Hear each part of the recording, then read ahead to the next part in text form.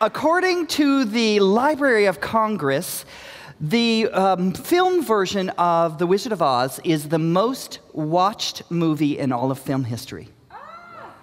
Has there anyone in this room who has not seen The Wizard of Oz? Can you think of any other movie title that I might say where everyone in the room would have seen the movie? Maybe. Anyone not seen Gone with the Wind? There we go. Somebody has not seen, 2 people have not seen Gone with the Wind. That's okay, we're not doing a film contest. I made my point, I work alone. So, in my research this week, it occurred to me, and I discovered that actually there are, in a sense, 4 Gospels of The Wizard of Oz, which is to say there are 4 major iterations of the story. So I'll give you a brief history and explain what I mean by that. The first iteration was the book, The Wonderful Wizard of Oz, written by L. Frank Baum and published in the year 1900. It was the first in a series of 14 books about this magical land called Oz. And these were books that I absolutely devoured as a child in the early 60s when I was growing up in Panama. Read all 14 books. And then after Baum died in 1919, other authors continued to write an additional 26 Oz books up through the 80s. So there are 40 books. And that's the first iteration. Okay? The second iteration, which is the one that most people know best, is the 1939 MGM movie starring Judy Garland. And that gospel, as in there are 4 gospels, there are 4 gospels of Jesus, each gospel adds another element to the story, another piece to the story. And the movie version in 1939 added the framing device of the black and white real world of Kansas. And all that happens in the beginning and the end was added by the filmmakers and enhanced the story. A story that is worth being told is going to be told again and again. And of course, we know that each time it's told, each storyteller brings another piece, adds another detail, fleshes out, and expands the story.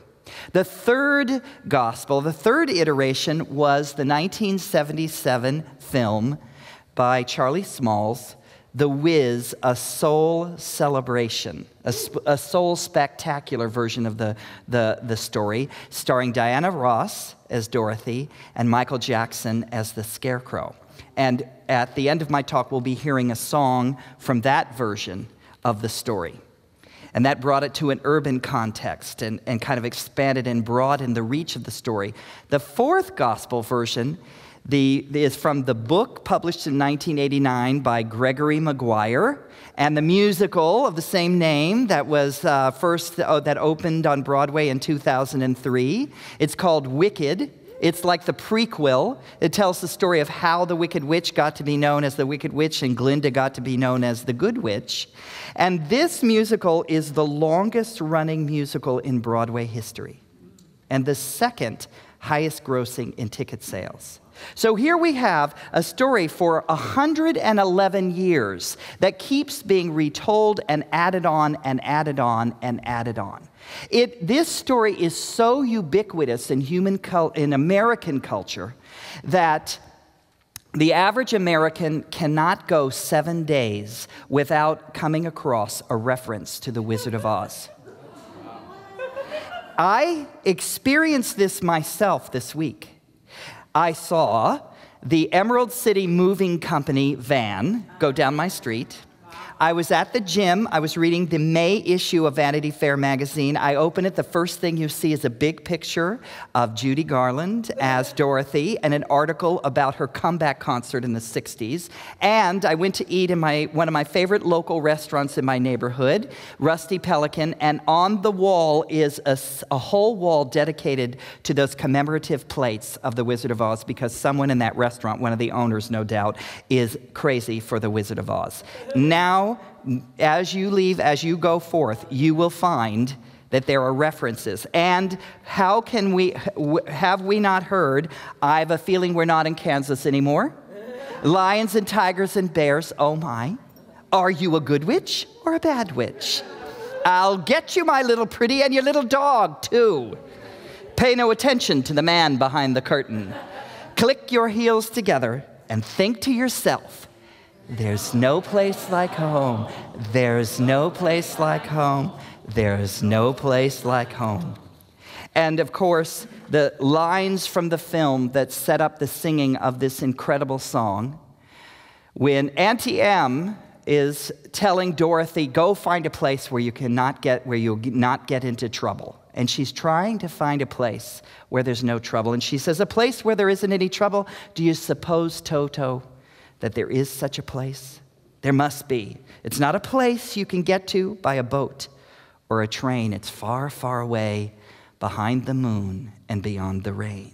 And we have the song, Somewhere Over the Rainbow. So what is it about this story that's so powerful and it makes it so present and so being told again and again and again?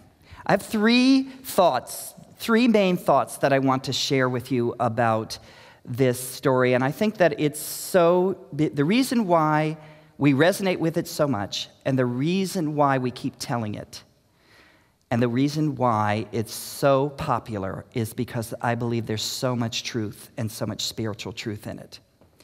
Now, the first couple of ideas I didn't think of myself in my research, and so many great people have written many great things about The Wizard of Oz. There's an author named Salman Rushdie, global, world-famous author, and he wrote a book called The Wizard of Oz. And he talks about how seeing this movie was the seminal event of his childhood growing up in Calcutta, India, and that his whole life was changed by seeing this movie. And the first thing that he pointed out, which I think is so true and so powerful, is that adults do not save us. We come in and we really kind of worship our parents. They give us life, literally. They protect us. Ideally, they feed us. We're helpless. They're big. We're small. And the transition from childhood to adulthood is that moment when we discover that our parents don't know everything and can't control everything and can't protect us from everything. And this is exactly what happens to Dorothy. She's an orphan. She's on the farm. She falls into the hog pen. That's a very dangerous thing. Children have been eaten alive, fallen into a hog pen. And then they say, go. And then the next door neighbor, Elmira Gulch, has the legal right to take her dog away. She's a child growing up in a rural area, has no children apparently to play with. Her one best companion is her dog. And instead of protecting her, Auntie Em and Uncle Henry make her give the dog away. And then what happens? The cyclone. And they cannot protect her from the cyclone. And so for all of us, there is that moment, and this is the transition between childhood and adulthood, when we discover that there are things that we must do. There's things that we must discover. There are things that we must become empowered about. And all of us go through that. It's the maturing process. What would we think of a person who never left home and who never changed and never tested, never challenged the ideas or what was received from the parents? This is something that we are all called to do. And this powerful truth for us here in this life is that only we ourselves can make our own journey. You know that this is true.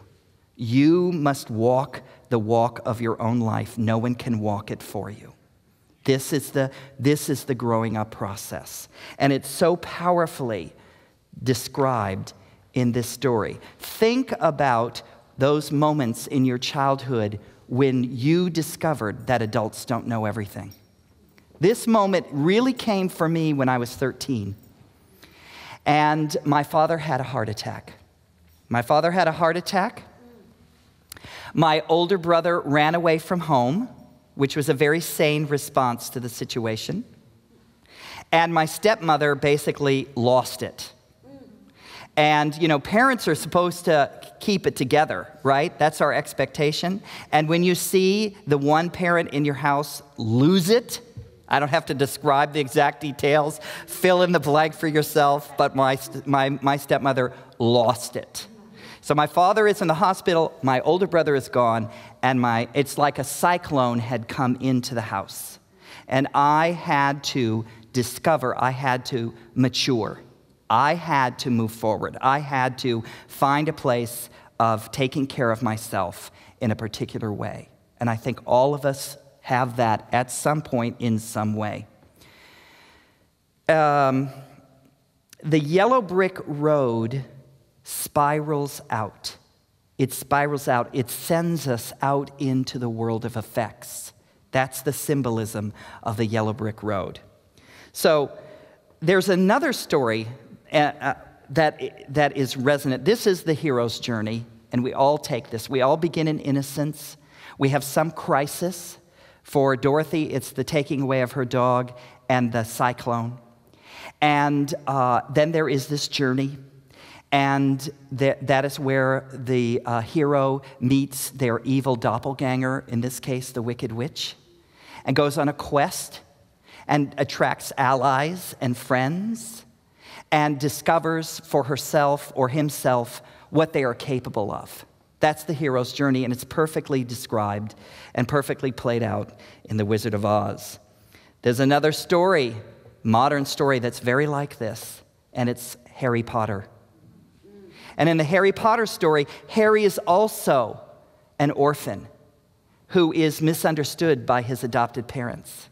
And he enters into an alternative world. And his hero is also a wizard, right? What's the wizard's name? Dumbledore. And he also meets his evil doppelganger, who is Voldemort. And both the Wicked Witch and Voldemort want absolute power over all of creation. And that is evil. That's what evil is trying to have power over everyone and everything.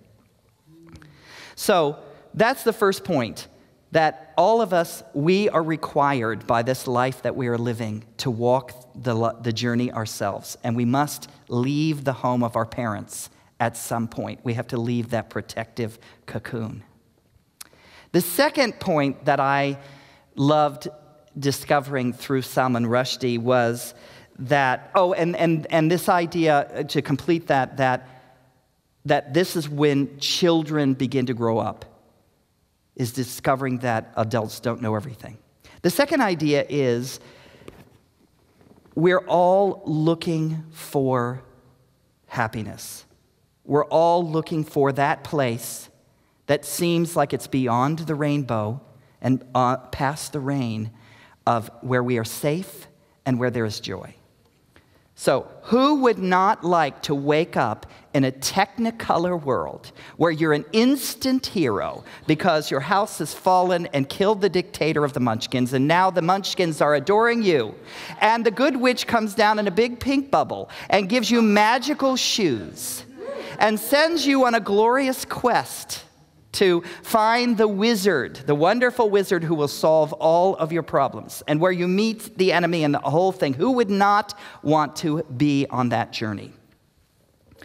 I want to share with you, and it's so fascinating because in another narrative, in the Christian narrative and in the Islamic narrative and some of the others, what that place of peace and happiness is called heaven.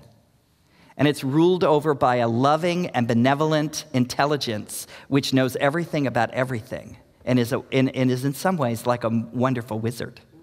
It sounds like heaven, right? Okay, so I want to share with you the description of this Emerald City of Oz as it was written by L. Frank Baum in his 6th book, The Emerald City of Oz, which was published in 1910. And he writes, "No disease of any sort was ever known among the Ozites, and no one ever died. There were no poor people in the land of Oz, because there was no such thing as money. Each person was given freely by his neighbors whatever he was required for his use. They were peaceful, kind-hearted, loving, and merry, and every inhabitant adored the beautiful ruler of Oz, Ozma of Oz, and delighted to obey her every command." This could be almost word for word Dante's description of paradise from the Divine Comedy. Yes? So we're looking for heaven.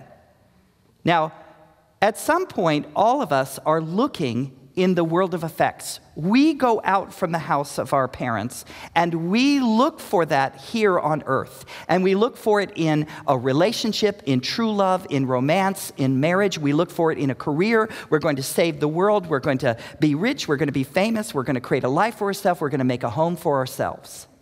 We're all looking for that place of peace and happiness on the earth. That's the journey that we make on the outer. That's the yellow brick road journey that spirals out and takes us into the world where we have adventures. And this search for home, I also believe, is very powerful for us, particularly as Americans, because we're a nation of immigrants. And that those who emigrated here immediately displaced all the native people. So all the native people are also looking for a home that they lost. So all had a cyclone come. Everybody displaced. Everybody came here or was dragged here or was kicked out of where they were. And so we're all looking for home. We are not the culture where for generations upon generations, the village that we were born into, we stay. And our children stay. And whatever our parents and grandparents did, whether they were coopers or winemakers or goat herders or sheep herders, we will do also. Those days are over. The typical American moves 14 times in their life. That's a lot of movement. I thought about that, and I retraced in my own life, and I have lived in 20 different homes in my life. The home that I'm in now, 13 years, that's the longest I've ever lived in one place in my life. And if that's not true of you, 9 out of 10 of the people that you know have moved that many times. So we have moved, and it's even more now because the younger generations expect to not only move many times, but also to live in more than one country because it's a global world now. So there's a lot of moving around. And so we're searching for some stability. We're searching for some inner spiritual sense of place, some inner stability. And that's what makes that line, "There's no place like home," so poignant. We look for home in our job. We look for home in our marriage, in our romance. We look for home with our children. We look for home somewhere. We look for home in a place. And so often, a cyclone comes in, and we're blown sideways. We have a health crisis. We lose the job. The person leaves us. Our children turn 13, 15, 17, and are suddenly unrecognizable to us. Yes? And we have that huge shift. We have that huge change that comes upon us. So, there's this journey out into the world, and then what happens with Dorothy? She does discover her power. She does cause the Wicked Witch to melt. She was searching for the Emerald City, and when they get there, what do they find? It isn't that the city is green. This is from the book, not the movie. In the book, Emerald City is not green. The wizard makes everyone wear green-colored glasses that make everything look green. Does that not sound like some of our politicians? Yeah.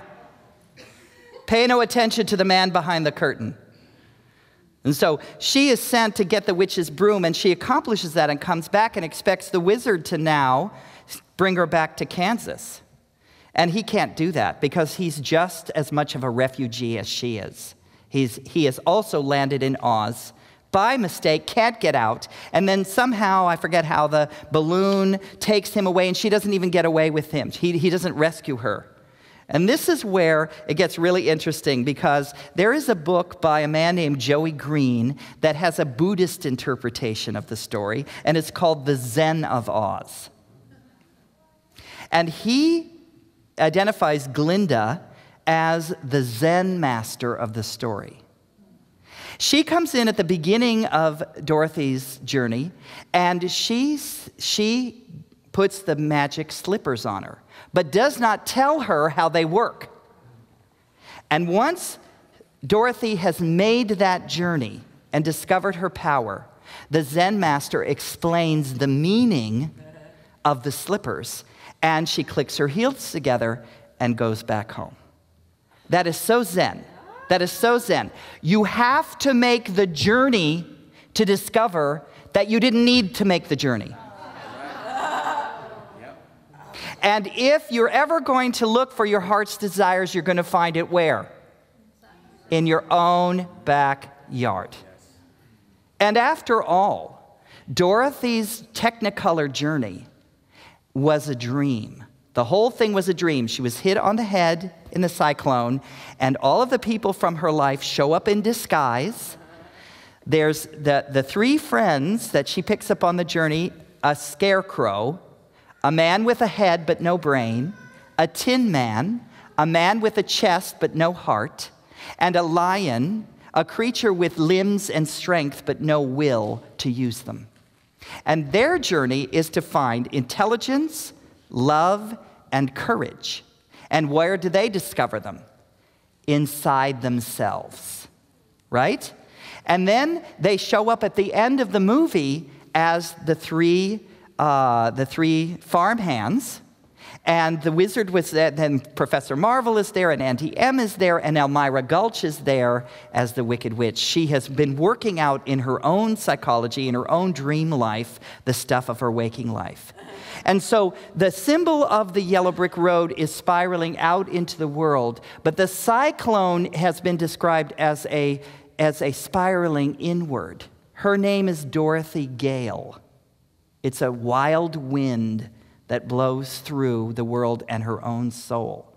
So we travel out into the world and we travel back in. And so the third point that I wanted to make is whether you are on the outward spiral at any given moment in your life or the inward spiral, it's a spiritual journey.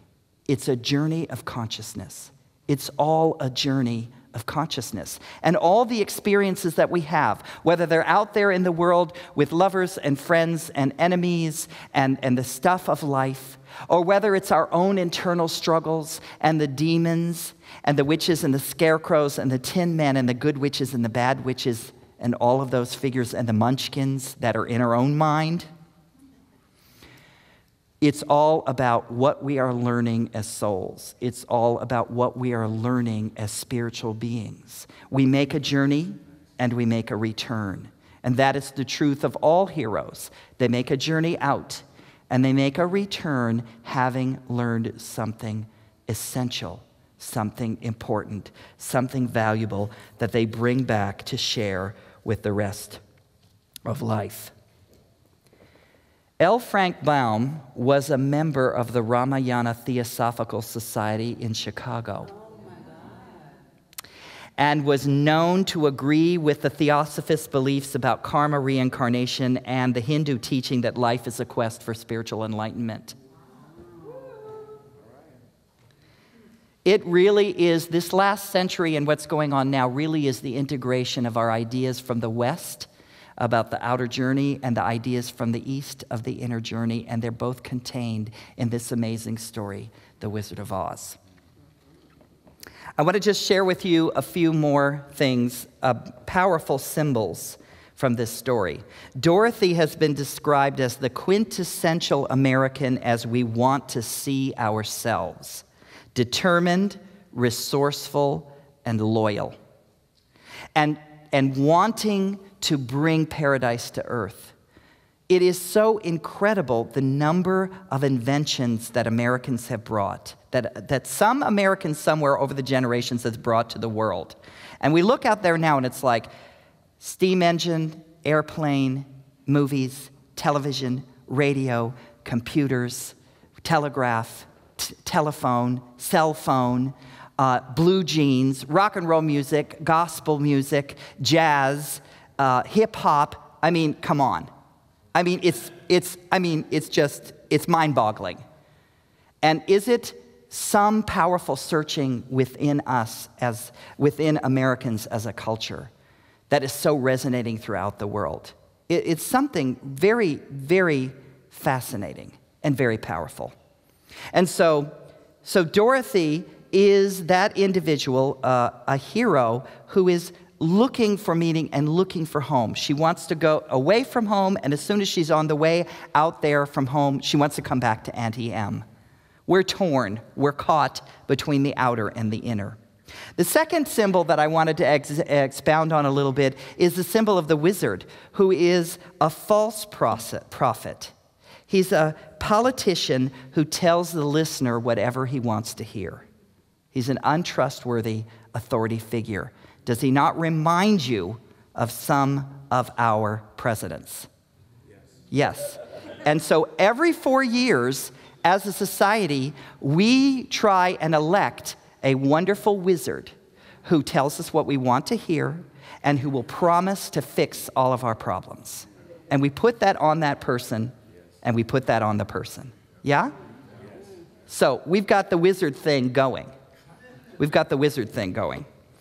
And I wanted to say also about the friends, the Tin Man, the Scarecrow, and the Cowardly Lion.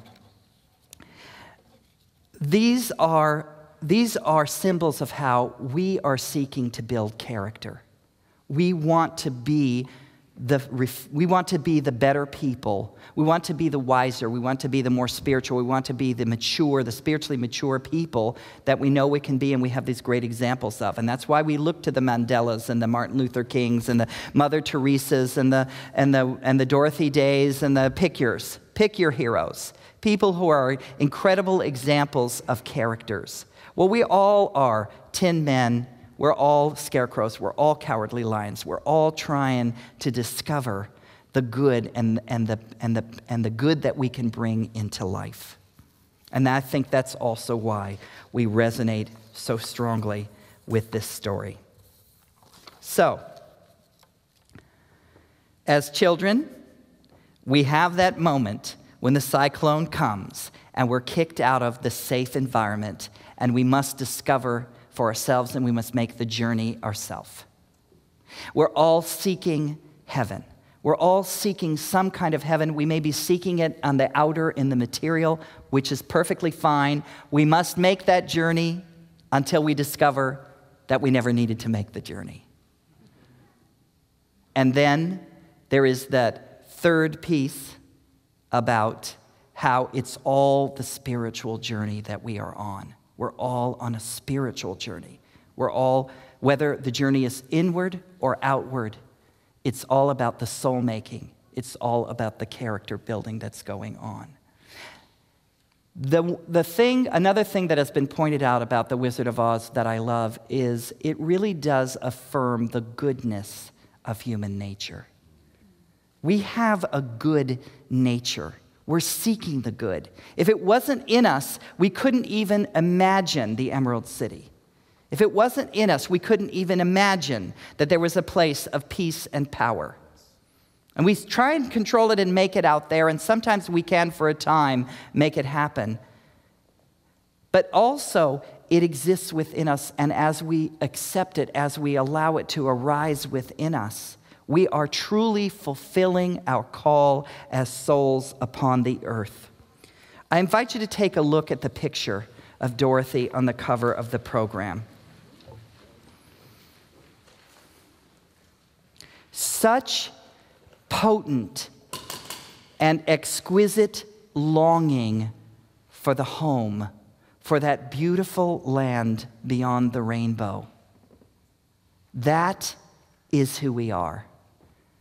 And I know that as we awaken, the scales fall from our eyes, and we see that all the people that are around us, like Dorothy when she wakes up, are beautiful and lovely and wonderful companions on the path, that we're right where we need to be, doing exactly what we need to be doing, and that Emerald City is right here, and that wizard that's going to solve everything is the Spirit of the all-good that lives in each and every one of us.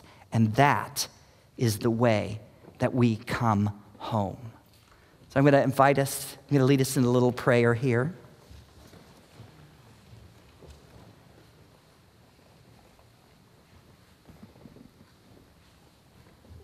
I invite you to take a deep breath and to allow your mind's eye to open to the beautiful blue sky and the clouds and that exquisite rainbow that comes out after the storm. That incredible demonstration of how exquisite the light is, that as it's seen through drops of water in the air, refracts and becomes the beautiful colors. This is a world of astounding beauty in which we abide. And as we open to the beauty of life without, we also simultaneously are opening to a beautiful world within. I invite you to feel the beautiful rainbow nature of your own soul and your own spirit. Breathe in the delicious energy of the air, the very atmosphere which is filled with power that animates our whole soul, our whole body, and our whole being. We are truly never alone. There is mighty power within us to cause to melt the things that trouble us, our fears, the witches and the demons and the flying monkeys. It's our own soul, our own courage, our own intelligence, our own heart, our own ability to love, which conquers every seeming opposing energy. So I claim for each person here some wonderful forward momentum, some wonderful opening to the glorious land of good in which we currently abide, and to the strength and power that exists within us and all of the beloveds who journey with us, tin men, scarecrows, cowardly lions, good witches, munchkins, all the people who surround us with their struggles and what they are opening to. And I know for each and every one of us that home that we are seeking is right here and right now. It is glorious, it is beautiful, it is perfect, it is lovely, all is well, and so it is.